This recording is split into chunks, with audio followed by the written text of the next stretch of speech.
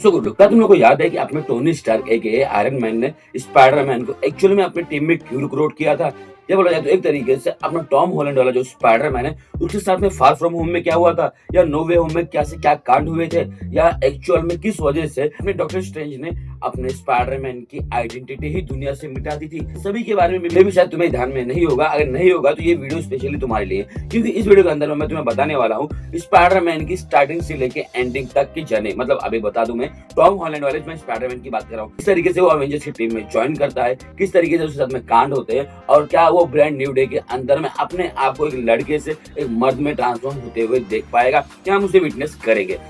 फिर इन सारी चीजों के बारे में आज हम बात करने वाले हैं। वीडियो को एंड तक देखना। अगर तुम्हें वीडियो इंटरेस्टिंग लगे तो वीडियो को लाइक, चैनल को सब्सक्राइब जरूर कर देना। अब बिना बच्चों देखे हम वीडियो करते हैं स्टार्ट। स्टोरी की शुरुआत होती है न्यूयॉर्क के क्वींस इलाके से। एक 15 साल का आम सा लड़का पीटर पार्कर, जिसका नाम है, जो पुराने सूट पैंट का मास्क पहनकर छोटे मोटे चोर पकड़ता है। पर एक दिन उसके ड्राइंग रूम में टोनी स्टार्क एके आयरन मैन बैठा होता है। टोनी उस बच्चे का जो पोटेंशियल है वो देख लेता है। टोनी उसे एक हाईटेक सूट देता है और सीधा जर्मनी ले जाता है अवेंजर्स के बीच होने वाली सिविल वॉर में। यहाँ पीटर का इंट्रो किसी धमाके से कम नहीं होता है। वो कैप्टन अमेरिका की शील्ड छीन लेता है, जायंट मैन को गिरा देता है और पूरे टाइम एक एक्साइटेड फैन बॉय की तरह बिहेव करता है। उसको लगता है कि ये एक गेम है और वो एक ऑफिशियली एक एवेंजर्स बन गया है। सिविल वॉर के बाद पीटर वापस अपने स्कूल की बोरिंग लाइफ में आ जाता है। वो टोनी स्टार्क के फोन का वेट करता है, पर टोनी स्टार्क उसे इग्नोर करता है। पीटर खुद को प्रूव करने के चक्कर में डिस्परेट हो जाता है। वो एक डेंजरस एलियन टेक वेपन्स के डीलर वल्चर के पीछे पड़ जाता है। ट्विस्ट तब आता है जब उसको पता चलता है कि वल्चर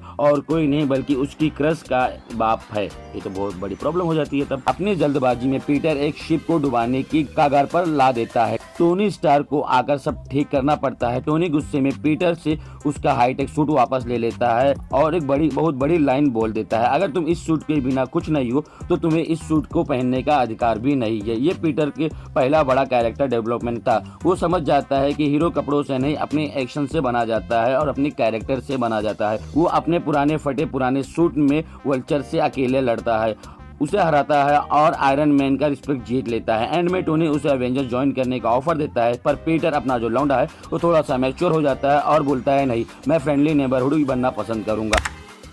कहानी अर्थ से सीधा स्पेस में शिफ्ट होती है। थाइनोस के लोग अर्थ पर अटैक करते हैं और पीटर एक स्कूल बस से सीधा एलियन स्पेसशिप पर पहुंच जाता है। टोनी उसे बचाने के लिए आयरन स्पाइडर सूट भेजता है, बट अपना जो लौंडा होता है वो एक्चुअली में वो सूट पहनने के बाद अपने आयरन मैन के पीछे ही निकल पड़ता है उस बड़े से शिप के अंदर में, या तुम उसे स्पेसशिप भी बोल सकते हो।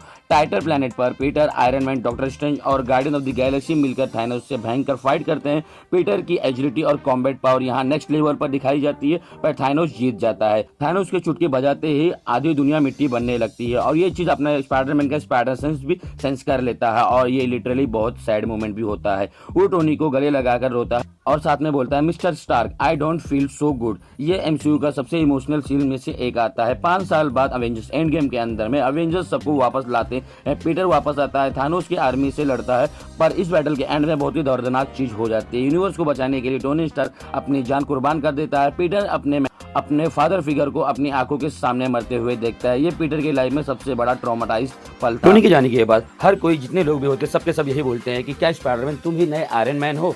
इससे वो बहुत ज्यादा प्रेशराइज्ड हो जाता है। वो इस प्रेशर से भागना चाहता था। वो एक यूरोप ट्रिप पर जाता है अपने नॉर्मल लाइफ जीने और एमजे को प्रपोज करने के लिए। टोनी अपने पीछे पीटर के लिए एडिट एक deadly orbital satellite weapon system छोड़ जाता है। यूरोप में पीटर की मुलाकात होती है क्वीन बैक मिस्टीरियो नाम के एक बंदे से।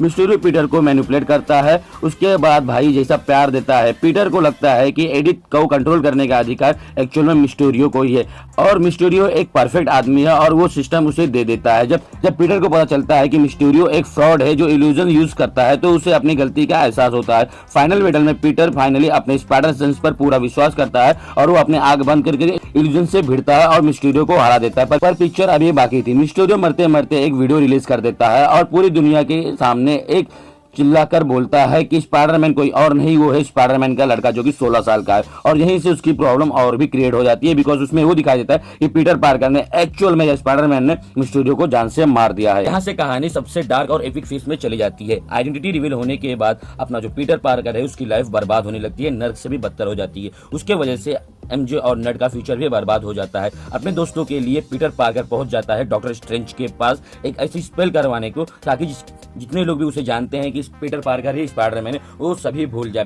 बट अपने डॉक्टर स्ट्रेंज से थोड़ी सी गलती हो जाती है जिसके वजह से एक्चुअल में दूसरे डायमेंशन के जो पुराने खतरनाक विलन्स होते हैं जैसे कि ग्रीन गॉब्लिन, डॉक ऑक, इलेक्ट्रो, स्लाइडमैन, लिजर्ड, ये उसकी दुनिया में आ जाते हैं। स्ट्रेंज उन्हें वापस भेजना चाहता है जैसे कि उनकी लाइफ में हुई थी वो चीजें भी वैसी की वैसी रहने देने के लिए, लेकिन अपना जो पीटर पार्कर है, अपना जो लौंडा है, उसकी मॉरलिटी उसे रोकने के लिए बोलती है और उन्हें वो क्योर करना चाहता है। पर इस अच्छाई की कीमत उसे बहुत बड़ी चुकानी पड़ती है बिकॉज ग्रीन गॉब्लिन उन लोग को धोखा दे देता है और उनकी आंट में को मार देता है। मरते हुए अपनी आंट में एक लेजेंडरी वर्ड बोलती है, with great powers comes great responsibility. ये वर्ड सुन के लिटरली गूज़बम्प तो आता है ये हम सभी को, लेकिन अपने पीटर पार्कर एके स्पाइडरमैन को बहुत ही बड़ा सदमा लग जाता है। पीटर पूरी तरीके से टूट जाता है और रिवेंज के अंधेरे में चला जाता है। तभी एंट्री होती है अपने टोबी मैगवायर और एंड्रयू गारफील्ड वाले स्पाइडरमैन की। वो दोनों अपने लौंडे टॉम हॉलैंड वाले स्पाइडरमैन को समझाते हैं कि क्या से क्या करना है।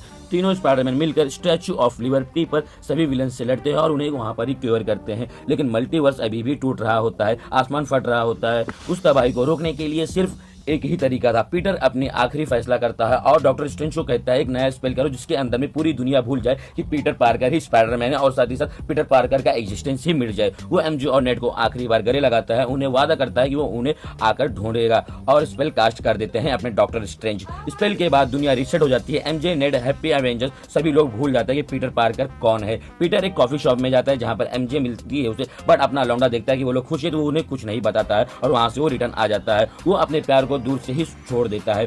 मूवी के आखिरी सीन में हम देखते हैं कि पीटर अपना जो लौंडा है एक छोटे से अपार्टमेंट पे रेंट पे रह रहा होता है। उसके पास टोनी स्टार का दिया हुआ कुछ भी चीज नहीं है, ना पैसा है ना टेक है। अपना बंदे के पास एक सिलाई मशीन है जिससे वो एक क्लासिक स्पाइडरमैन सूट सिलता है और खिड़की से बाहर निकल पड़ता है न्यूयॉर्क की बर्फ पे स्विंग करते हुए, जहां फ्रेंडली नेबरहुड स्पाइडरमैन वाला तरीका यूज करेगा और लोगों की मदद करेगा।